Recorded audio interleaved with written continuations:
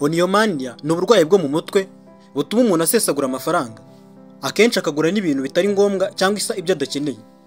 Umuntu ufite uburwayi ntabwo abasha kwihangana iyo afite amafaranga, ahora ashyugumbwa kuyaguramo ibintu runaka agatuza ari uko ayamaze.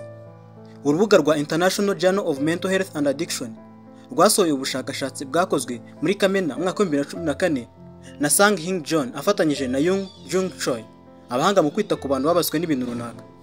Bugaragaza uburyo umuntu ufite uburwayi ashirirwa amafaranga agafata amadeni kandi ntagire umutima umuhagarika gukomeza kuyafata atereshyura n'aya mbere.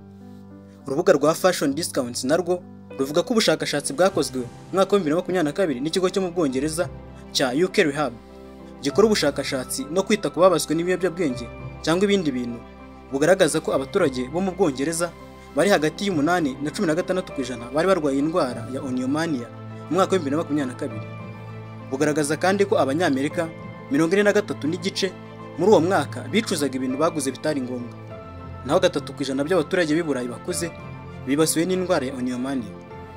UK Rehab ivuga kandi ko abibasirwa n'indwara ya Oniomania ari abo mu kigero cy'imyaka 30, ndetse ko bahorana umutima uhagaze kubera amadeni menshi baba bafite batarishyura. Abarwaye indwara bakunda guhora bazi imbuga zo kuri murandasi zigezweho zo guhahiraho ndetse n'amaduka ahorana ibintu bigezweho. Ubu bushakashatsi bugaragaza ko uburyo abafite uburwayi baba bafite ibibazo by'agahinda gakabije, kwigunga no guhorana ibyiyumviro by'uko hari icyo babura kuruta kwita ku cyo bafite. Uburwayi kandi bwibasira ab'igitsina gore inshuro 8 kurusha ab'igitsina gabo. Ni mu gihe ibicuruzwa byinshi bigurwa cyane n'abafite uburwayi ari imyenda, inkweto, ibirungo by'ubwiza, imikufi ndetse n'ibikoresho by'ikoranabuhanga. Urwaye indwara abafite ibyiyumviro biri hejuru kandi bidasanzwe byo gukunda amafaranga, ku buryo yishora no mu bikorwa bitemewe n'amategeko kugira ngo abone amafaranga yo kugura ibyo bintu. Nta buvuzi bwihariye buhari bwafasha uwirwaye kuyikira, ahubwo ashobora kuganirizwa n'abajyanama mu mitekerereze bakamufasha. 37% bakorewe ubushakashatsi na UK Rehab mu mwaka wa 2022 bavuze ko bagira umutima ubacira urubanza nyuma yo guhaha ibintu byinshi bitari ngombwa, naho 20% bavuga ko bahisha imiryango yabo ibijyanye n'ibyo baguze cyangwa amafaranga nyakuri bakoresheje bakavuga ko atariyo babeshye. 10% bavuze ko bahaha kugira ngo bumve banezerewe gusa, naho 24% bavuga ko ibyo baguze batanabikoresheje ahubwo babiguze bagamije kwishimisha gusa.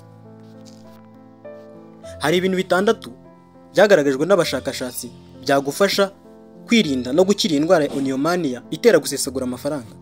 Icya mbere, irinde kugura ibintu utateganyije. Ese ugishimishwa no guhaha no guciririkanya? Niba ari uko bimeze, ushobora kugwa mu mutego wo kugura ibintu utateganyije. Kugira ngo ubyirinde, ujye ubanza ufate igihe utekereze neza ku ngaruka zo kugura icyo kintu, kugitunga no kucyitaho.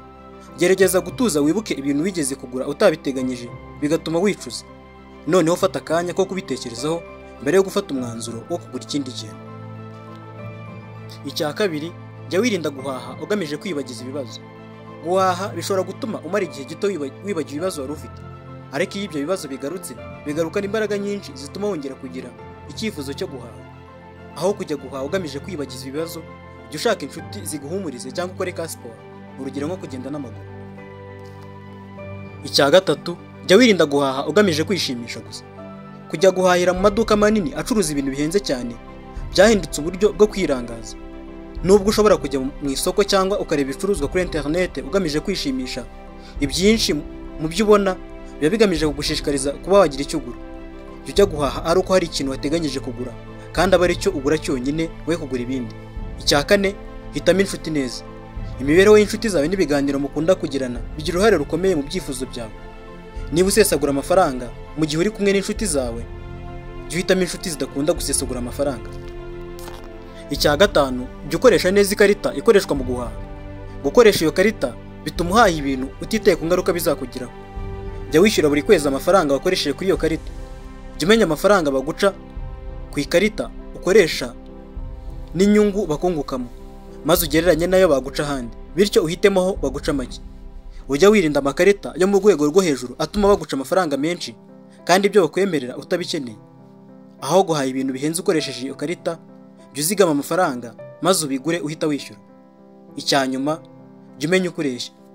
Kugura ibintu byinshi biba byoroshye mu gihe utazi amafaranga binjiza. jya uhora ugenzura maze umenye amafaranga yose ufite. Jya uteganya ibintu uzagura mu kwezi uhereye ku yo winjiza n'ayo wakoresheje mu kwezi gushize. Gereranya amafaranga wakoresheje n'ayo wari warateganyije gukoresha. Gisha inama inshuti yawe wizeye ku bintu runaka udasobanukiye ku birebana no gucunga umutungo. Ngibyo ibyo wamenya ku ndwara yo gusesagura amafaranga yitwa oniomania. Niba wakunze iki kiganiro ntugende udakoze subscribe kandi ukore comment, ukande na like ndetse ukore na share, tujya tubana buri munsi mu bindi biganiro. Njye nitwa Charles Gahigana. Hasta la vista.